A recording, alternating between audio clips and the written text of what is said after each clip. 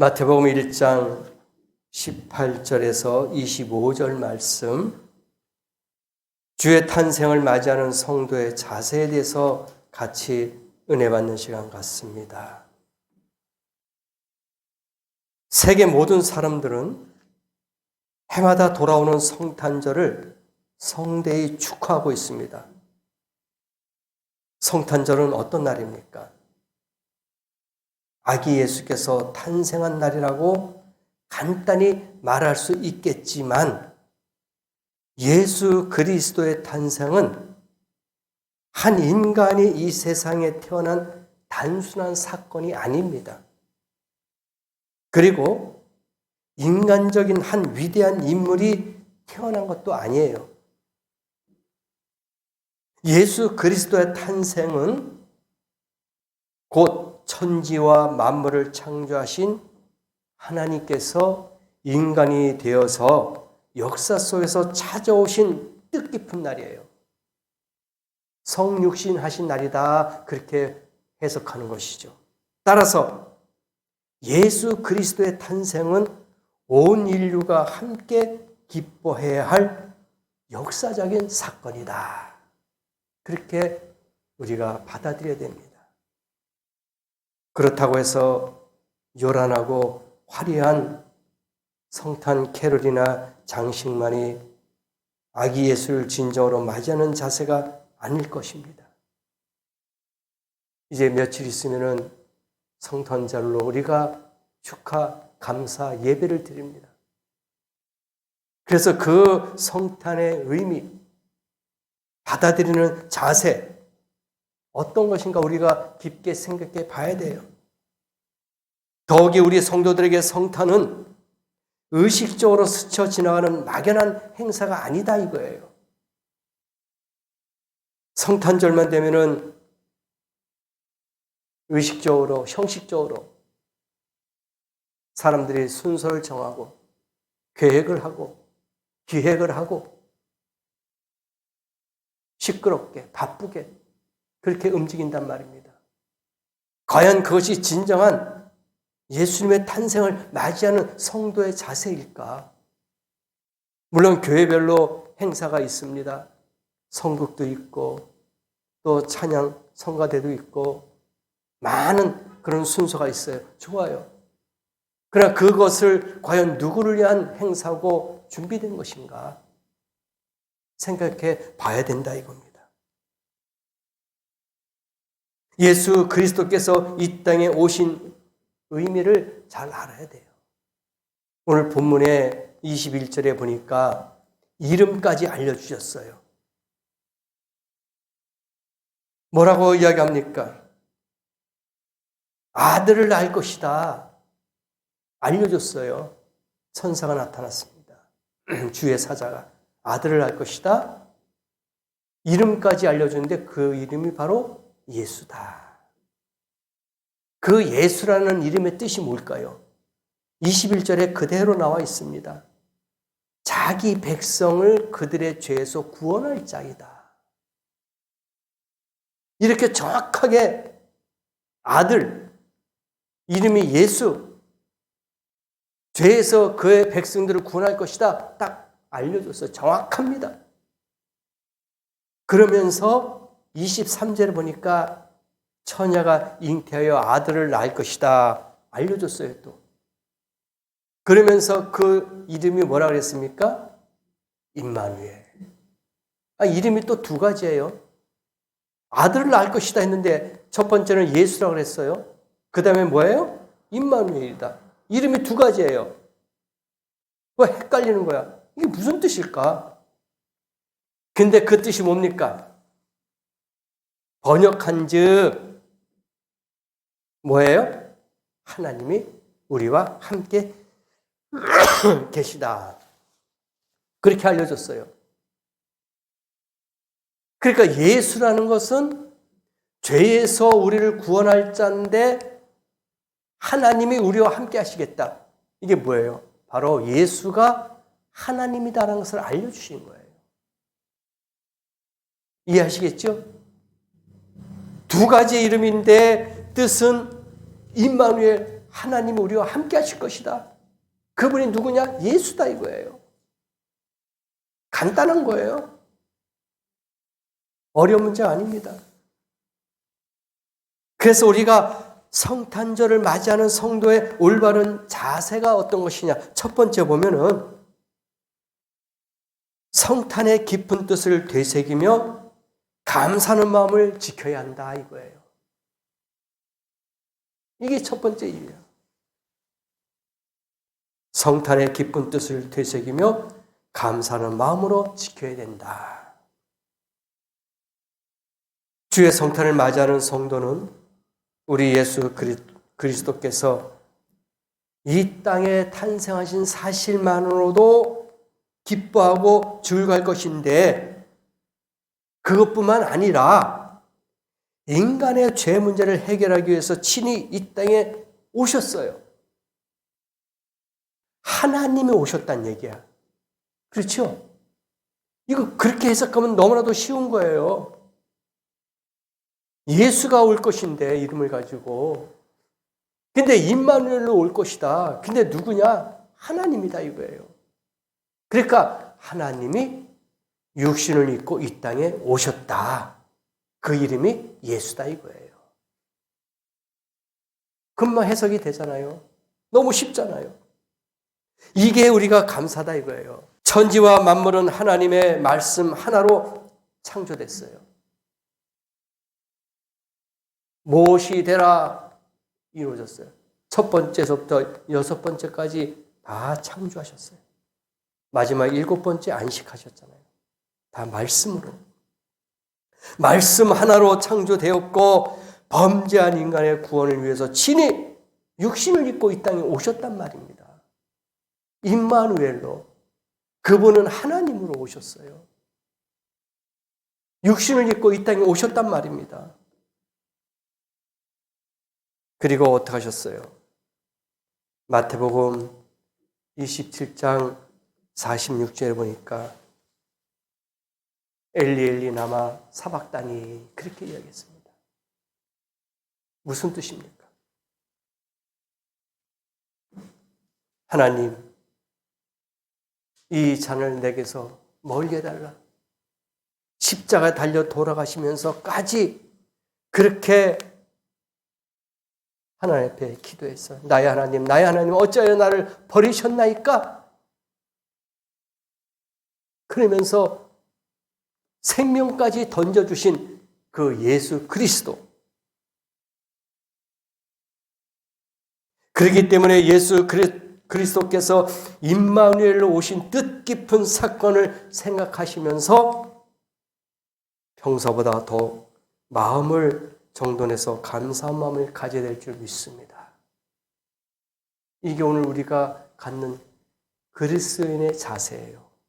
성탄절의 진정한 주인이신 예수를 생각하지 않고 사람들끼리 선물을 주고받고 사람들끼리만 먹고 마시고 흥청대고 사람들끼리만 즐거워하는 그런 성탄절이 된다면 무슨 의미가 있겠냐 이거예요. 잘못된 것이다 이겁니다. 왜? 하늘 보좌를 버리고 이 땅에 육신을 입고 오셨는데, 그리고 목숨까지 던져 우리의 죄를 다 사해 주셨는데,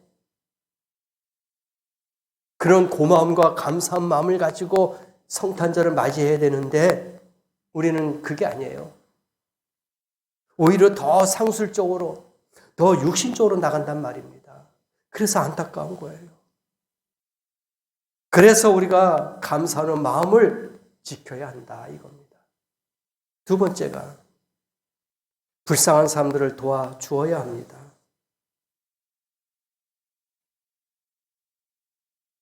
예수 그리스도께서 범죄한 인간들을 평화롭고 행복하게 하기 위해서 이 땅에 오신 것처럼 우리 성도들도 자신보다 불쌍한, 나보다 불쌍한 사람들을 선행으로 베풀 줄 알아야 된다 이겁니다.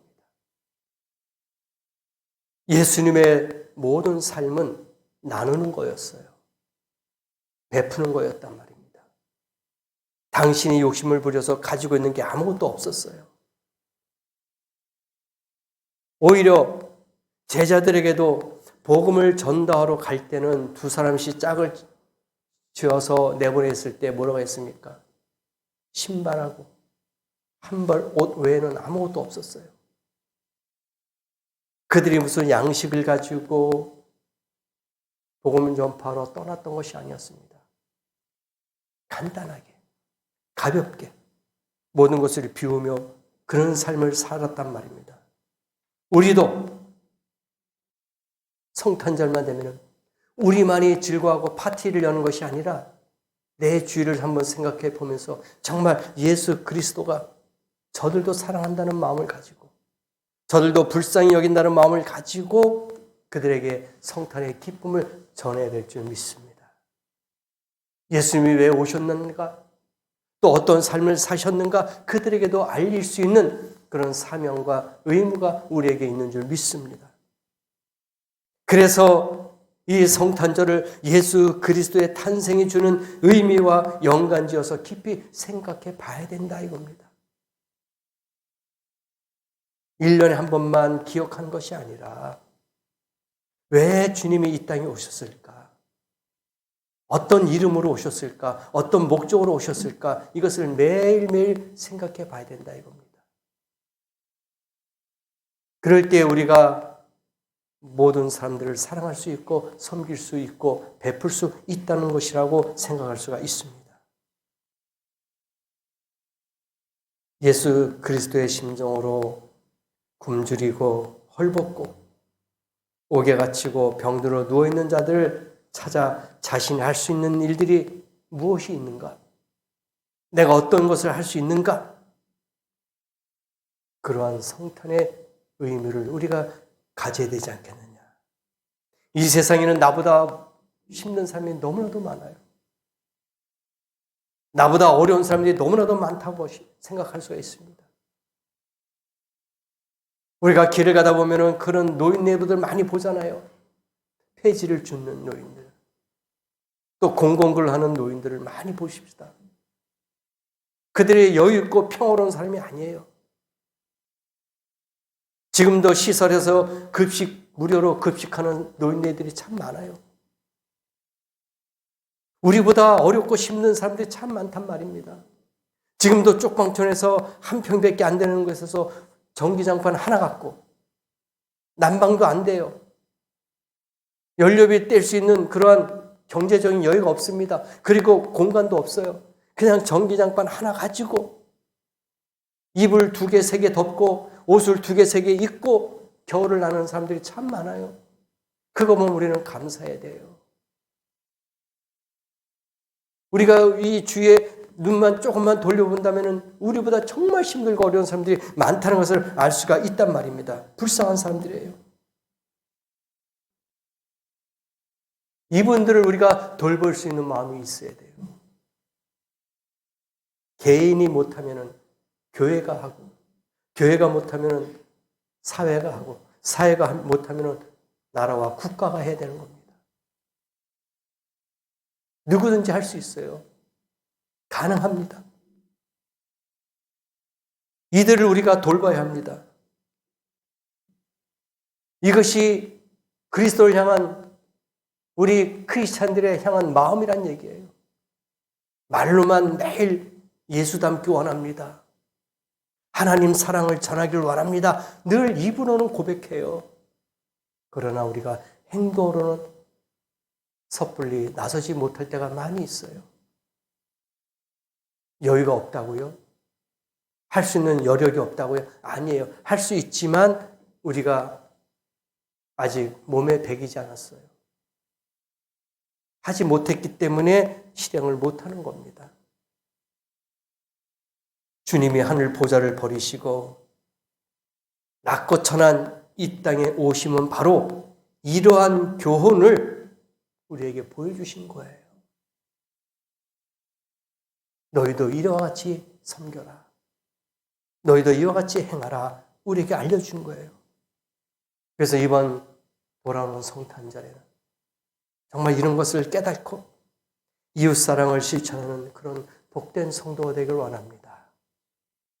꼭 내 주위뿐만 아니라도 내 가족 가운데서도 내 일가 친척 가운데서도 힘든 사람들이 있어요. 어려운 사람이 있습니다. 그리스도의 사랑이 필요한 사람들이 많이 있다는 거예요. 우리의 손길이 필요한 사람들이 있다는 겁니다. 이번 성탄절에는 깊이 깨닫고 이웃사랑을 실천하는 복된 성도가 되시기를 바랍니다. 우리가 매년 주님 성탄절이 되면 어떻게 보냈을까? 그냥 의례적으로 성탄절이니까 그냥 헌금하고 찬송하고 말씀 듣고 이런 어떤 형식적으로 기계적으로 우리가 지금까지 해왔지 않았을까? 성탄절이 됐으니까 기쁘고 들뜨고 흥분된 마음으로 보내지 않았을까? 한번 뒤돌아보십시다. 성탄절에 다가오면 내가 어떻게 행했고 어떤 마음을 가졌고 어떤 의미를 갖고 있었는가 한번 생각해 보자 이거예요. 성탄의 진정한 의미는 들뜬 기분에 있는 것이 아니라 조용히 엄숙한 마음으로 이 땅에 오신 예수 그리스도의 깊은 뜻에 감사하며 주위를 살펴서 예수님이 우리를 보살핀 것처럼 우리의 도움이 필요한 사람들에게 우리의 손길이 전해져야 될 줄 믿습니다.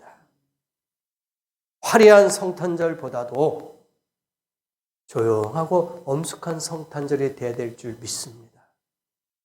예수님은 화려하게 이 땅에 나타나신 것이 아니에요. 구유의 조용한 가운데 오셨어요. 화려하게 악기를 동원하며 노래를 부르며 잔치 축하처럼 오신 것이 아니란 말입니다. 조용한 가운데 구유에 태어나셨어요. 이와 같이 우리도 이번 성탄절은 화려함보다도 흥분되는 것보다도 조용하게 엄숙하게 경건하게 예수 오심을 축하하시고 나보다 힘들고 어렵고 불쌍한 자들을 생각해 볼 수 있고 손을 내밀 수 있는 그런 성탄절이 되기를 원합니다. 그럴 때에 뜻깊은 성탄절이 될 것이고 주님의 이름과 능력이 세상에 나타날 줄 믿습니다. 그러므로 이번 성탄절은 이러한 주의 탄생을 맞이하는 성도의 자세가 무엇인가 깊이 깨닫는 그런 시간이 되시고 그런 절기가 되시고 올 한 해를 잘 마무리할 수 있는 그런 복된 성도가 되시기를 예수님의 이름으로 간절히 축복합니다. 기도하시겠습니다.